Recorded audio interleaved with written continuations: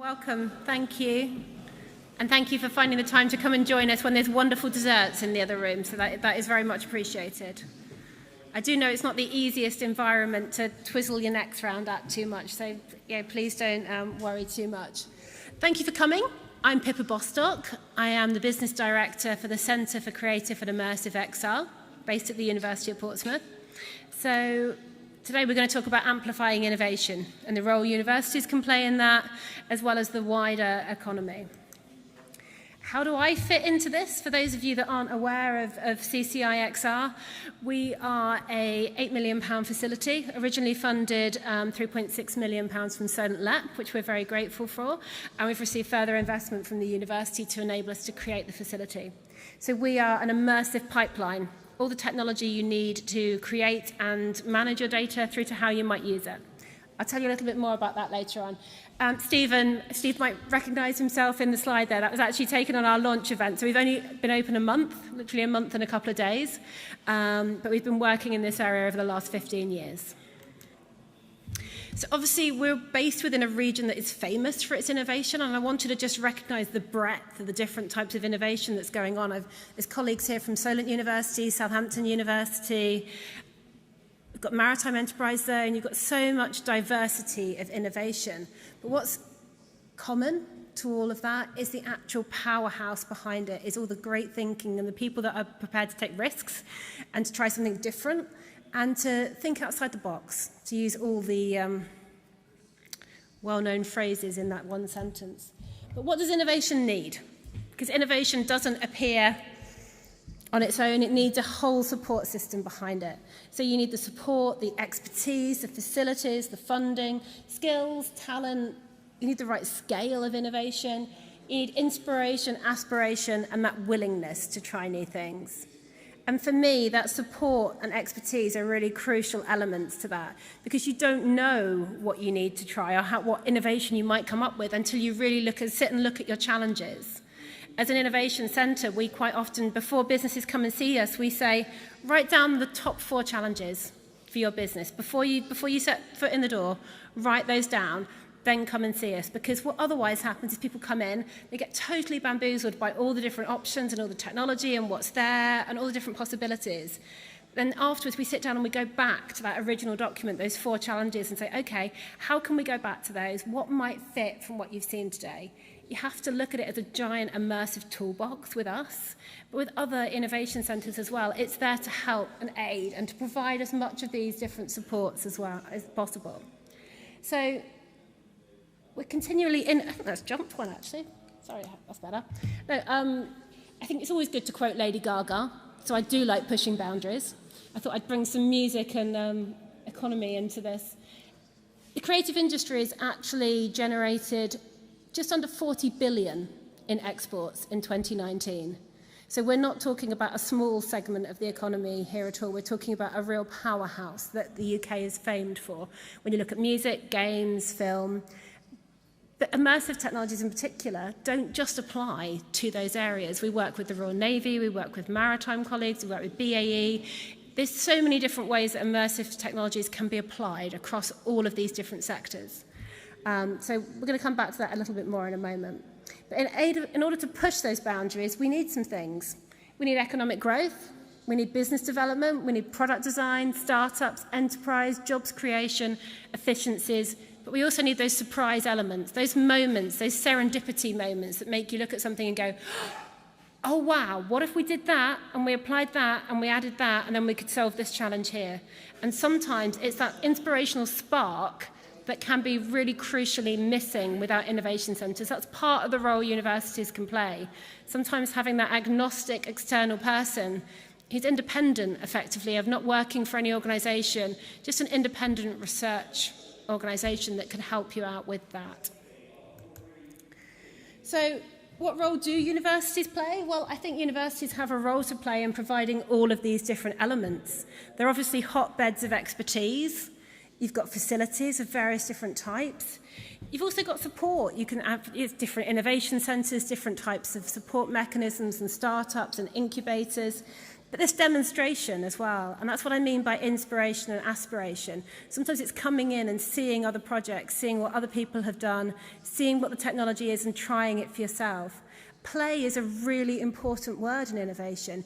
You need to play with technology, you need to play with different concepts and see how that might work and how that could benefit your business. Universities can provide that opportunity to do that. So there's also talent, which universities obviously have a myriad of in our student workforce, as well as our academic and industry colleagues. There's information, innovation, experience, and connections. And sometimes those connections can be a crucial part of what we do as universities. Often our role within any collaborative bid may be just connecting people to someone who can help them and finding the right person for them. We're uniquely placed working across all the sectors. To give you an example, in a recent project with the Royal Shakespeare Company, they actually needed someone who could solve a particular technological issue with the real-time pipeline. We connected them to an organisation they would not otherwise have come across to solve that problem, and it was used within the project. So it's about connections and networks. So talent, outreach, these are just a few of the different facilities that we have, and again, these were taken on our recent launch night. We work across a wide diversity of different projects. The image at the bottom, the big eye, is actually from an international street artist called My Dog Size, who some of you may have heard of, based in Portsmouth. During lockdown, he worked on an exhibition called Inside, which we supported by creating an immersive sound experience for the piece. We also went in and 3D captured and scanned the exhibition to make a digital VR experience of his exhibition, which is coming soon. One of the things he wanted to do in response was to come and paint the wall of the centre. In his words, you're not having all those bright white walls, I'm coming in to fix it. So that's what he did. But all the artwork we have across the centre ties to the projects and support that we've done for previous individuals. At the other end of the centre is our Space Invader that simply looks like a pixelated Space Invader until you get closer to it. It's actually done in Braille. It was done by a visually impaired artist who we've supported called Clark Reynolds. And we worked with him to find, when you start to lose your sight, one of the things you apparently miss most of all is seeing the stars at night. So we worked with him to create an immersive installation to bring the stars back for people who were losing their sight through Braille and through different sensory experiences and using the soundscape that NASA have captured. So it's bringing together our expertise across all the different sectors to that immersive installation for him. In return, he turned up one day with that Space Invader as a thank you. Again, our white walls are causing a lot of excitement amongst some of our collaborators. So it's about bringing, universities are, we want to do real-time projects. We're an industry-based university. We want our students to be working on real-world challenges. We have a wide variety of mechanisms to do that, whether it's a 2-week sprint project, or whether it's a 6-month or a year extended project with a master's student, or even a PhD student. So it's a really, in our case particularly, it's a really open door, and I know other university colleagues across the world feel the same. We're here to help, we want to help, and we passionately want to open up these facilities and this expertise that we have so that we can help organisations and connect them to talent and to facilities that can help you find the way forward. So I mentioned a little bit about the centre and the kind of work we do. I'm going to give you an example, which is our project called Enabling XR Enterprise. Now, XRE, as we call it, is a community renewal funded project by the government, £750,000 in total. And what that is supporting a particular subsector of the economy within our region, which is the museum, heritage and visitor attraction section. So we do 4 strands of activity within that. We do networking events, we do innovation plans, we do workshops, and we do 6 mini demonstrator projects within that.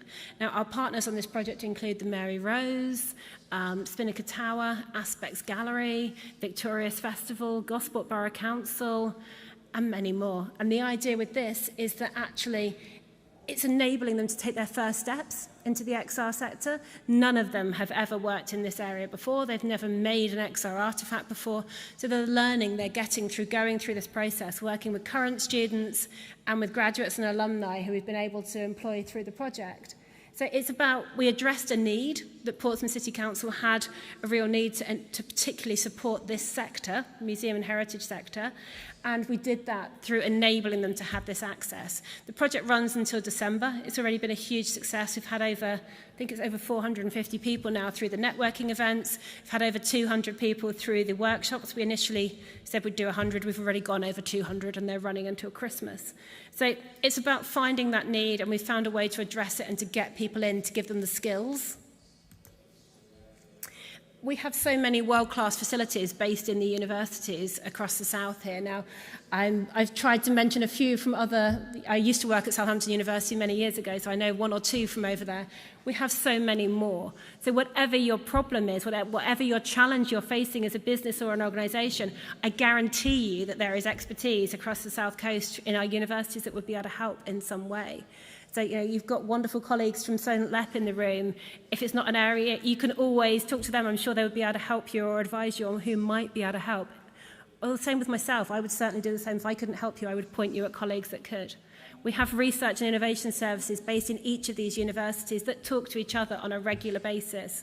For Portsmouth, it's Sarah Duckering. Some of you might be familiar with the name there, but she has equivalent colleagues at other universities. So there's so many different types of facilities, and I just wanted to acknowledge that, it's a real breadth. My colleague Rory Miles, who's here today, runs the Centre for Enzyme Innovation. They have a plastic-eating worm enzyme. Don't ask me to go in any more detail about that, because that's almost the extent of my knowledge. But they do have some fantastic innovations, and they're also Solent funded. So I know Rory would be happy to talk to anyone who'd like more information there. So with access to talent, there's 4 ways in particular that we can help. We exist to lower that barrier to entry, to enable businesses and organisations to come in, to understand what XR is and to see how it can help them, to understand their challenges and to work with them in whatever different way that might be. I probably currently work with 150 businesses in 150 different ways. So it's not about a rate card, it's not about a particular set way or making a business fit into our way of working. We want to work with you in the way that best works for you. So we have a flexible, collaborative way of working. We are a demonstration facility. So I've had a number of businesses come through the door and say, I want to make something in XR. I want to make a VR piece. And I start with, why? Because if it's just for the gimmick of making a VR piece, you're not going to get your best value out of that. You're going to do it once, use it once at an event maybe, put it on the shelf and you won't use it again. So it's about finding something that, sorry Maz, VR is virtual reality. So a lot of people want to make something in a headset, maybe for the new Oculus Quest headset, or no, thank you for catching me on my acronyms, Maz, there's too many of them in my world. But yeah, so you have to know the business case for what you're trying to do and make sure that it's actually going to fit your challenges. So part of it is allowing people, those businesses, I often say, have you ever tried VR? And they'll go, no.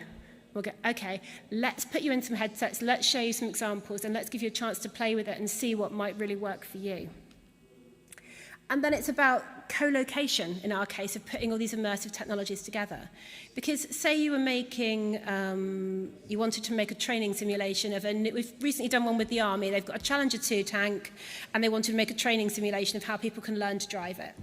Now, that real-world training takes thousands and thousands of pounds worth of time and petrol, and if we want to talk about net zero, moving towards net zero and sustainability, well, training through immersive technologies can be a huge boon in that area, because obviously it's a lot more cost effective to have someone sitting in a room with a headset than it is in a tank driving around on the planes. And apart from that, there's not many of these tanks available. So for many reasons, this way of immersive technology training can be more effective, more useful, and can just free up a lot more man hours in doing it that way. So having everything in one place to make that asset, to be able to do I'll talk a bit more about the facilities in a second, but having it all in one place and being able to take you from start to finish under one roof is hugely beneficial.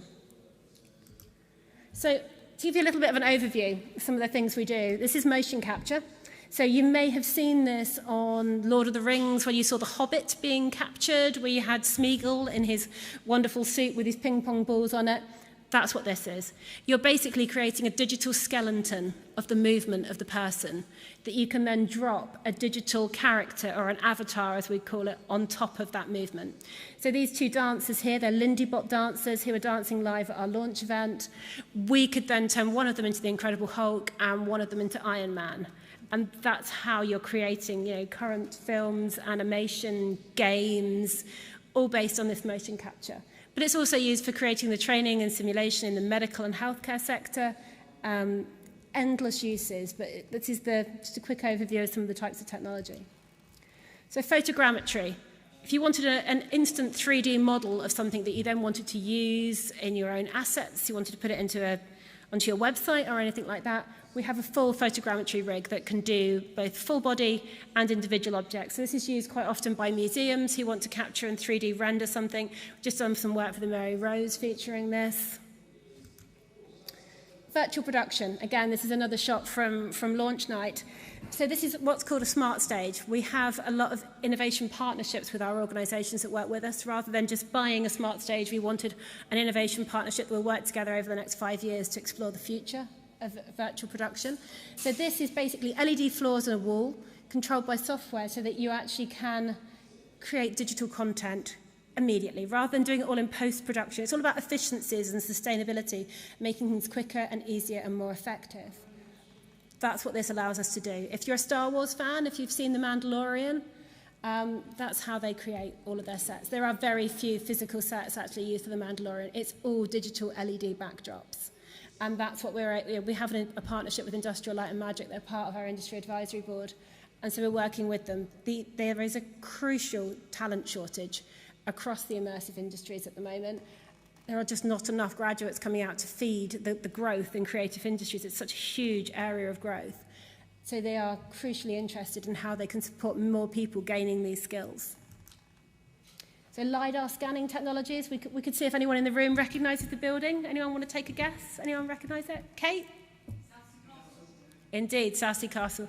So this is for one of the projects we're doing as part of X3.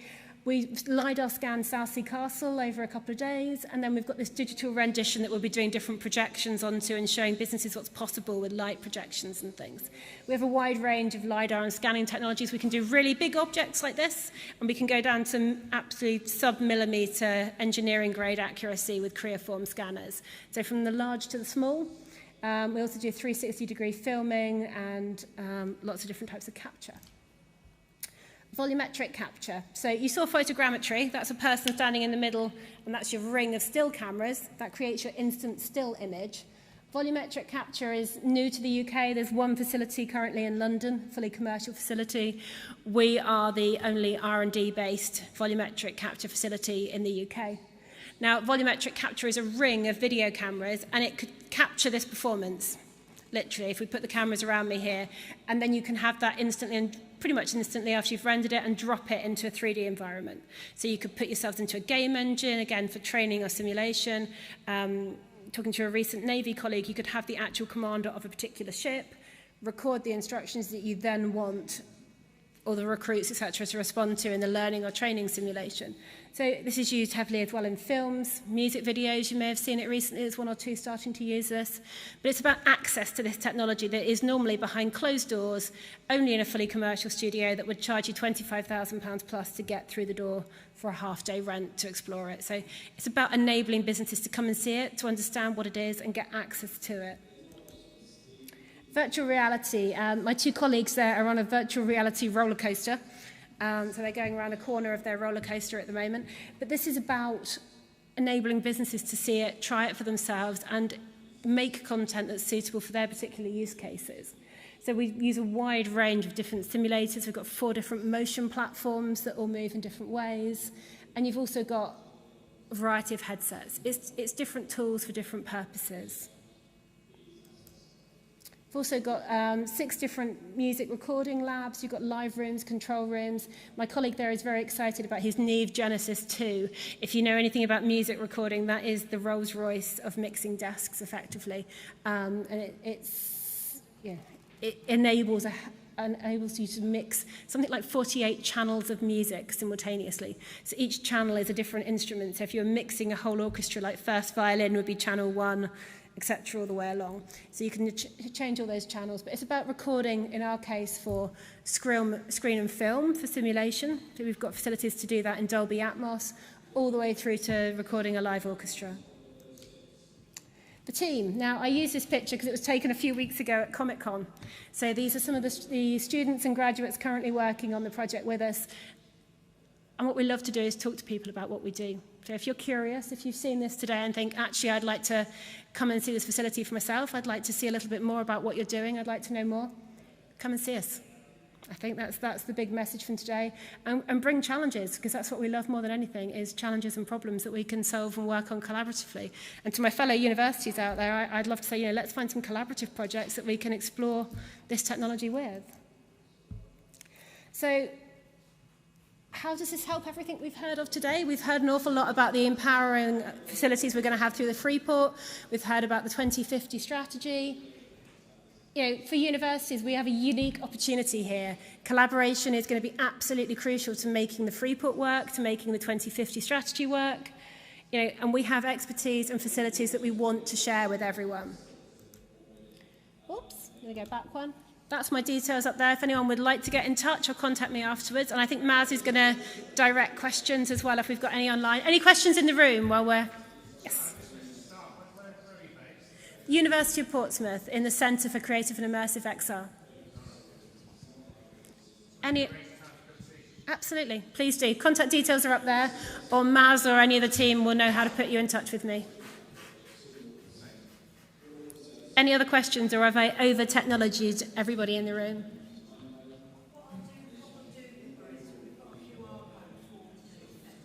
Mm-hmm. By all means. Brilliant. I think that's perfectly on time then. In that case, I will disappear. Thank you all very much.